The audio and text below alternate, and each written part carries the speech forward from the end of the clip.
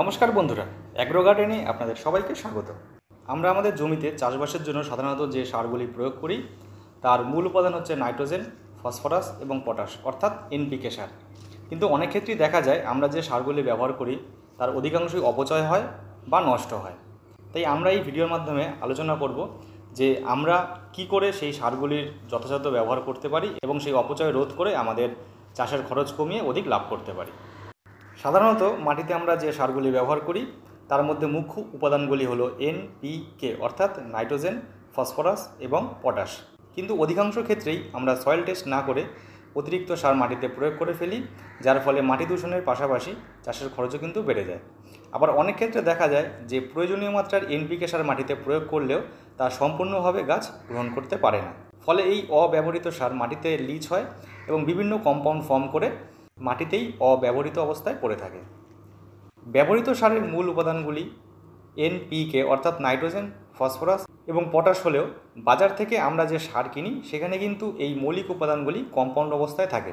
আমরা এনপিকে সারের জন্য বাজার থেকে যে সারগুলি সাধারণত কিনি সেগুলি হলো ইউরিয়া, টিএপি, এসএসপি, এমওপি ইত্যাদি। এবং এই সারগুলির মধ্যে যে মূল উপাদানগুলি অর্থাৎ নাইট্রোজেন, ফসফরাস এবং পটাশ থাকে সেগুলো কিন্তু কম্পাউন্ড অবস্থায় থাকে।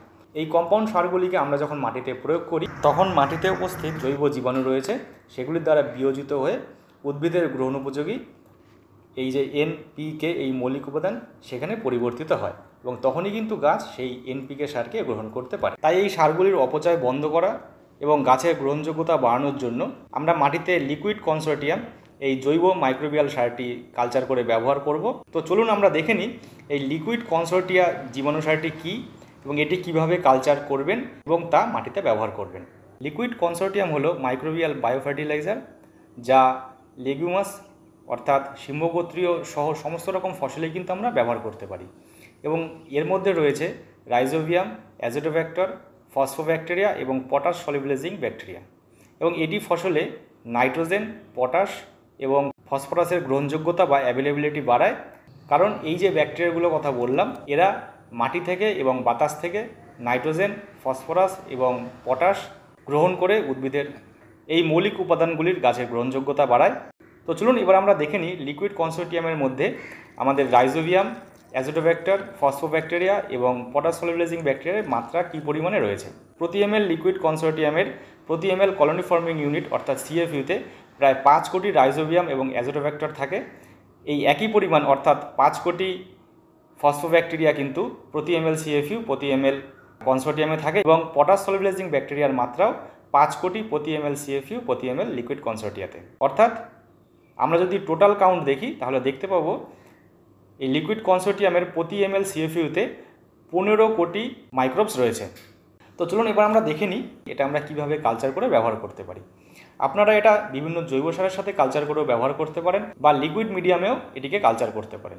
জৈব সারের সাথে আপনারা যদি এই লিকুইড কনসোর্টিয়াম কালচার করতে চান তাহলে 100 কেজি জৈব সারের সাথে আপনারা 300 থেকে 400 ml এই লিকুইড কনসোর্টিয়াম ভালোভাবে মিশিয়ে থেকে ত্রিপল বা বস্তা দিয়ে 10 থেকে 15 দিন কমপক্ষে ঢেকে রাখতে পারেন এবং সেক্ষেত্রে আপনারা খেয়াল রাখবেন সেই জৈব সারে যেখানে কালচার হচ্ছে সেটিতে যেন যথাযথ ময়েশ্চার বজায় থাকে এবং প্রয়োজন হলে আপনারা সেখানে জল স্প্রে করবেন। এবং আমরা যদি লিকুইড মিডিয়াতে আমরা এটাকে কালচার করি সেক্ষেত্রে 200 লিটার জলের সাথে 2 কেজি গুড় এবং 300 ml এই লিকুইড কনসোর্টিয়াম ব্যবহার করে 5 থেকে 7 দিন কালচার করার পরে আমরা ড্রিপ ইরিগেশন বা জলসেচের মাধ্যমে জমিতে প্রয়োগ করতে পারি। প্রায় 15 দিন পরে লিকুইড কনসোর্টিয়াম দিয়ে কালচার করা জৈব সার আমাদের তৈরি হয়ে গেছে। এখন আমরা এটিকে আমাদের জমিতে ব্যবহার করব। এই লিকুইড কনসোর্টিয়াম বায়োফার্টিলাইজারের সাহায্যে আপনারা সিড ট্রিটমেন্ট করতে পারেন। সেক্ষেত্রে 250 ml এই লিকুইড কনসোর্টিয়ামের সাথে 2 থেকে 3 লিটার জল মিশিয়ে তার মধ্যে 50 থেকে 60 কেজি বীজ নিয়ে সেটিকে ভালোভাবে এই লিকুইড মিক্সারের সাথে মিশিয়ে দিতে হবে এবং খেয়াল রাখতে হবে বীজের উপরে যেন এর একটি হালকা আস্তরণ বা প্রলেপ পড়ে। লিকুইড কনসোর্টিয়াম সলিউশনে ভেজানো এই সিডগুলি এবার আপনারা ছায়াতে শুকিয়ে জমিতে বপন করতে পারেন। এছাড়াও এই লিকুইড কনসোর্টিয়ামের সাহায্যে আমরা মূল শোধন বা রুট ট্রিটমেন্ট করতে পারি। সেক্ষেত্রে চারা রোপণের জন্য এই পদ্ধতিটি কিন্তু খুবই কার্যকরী।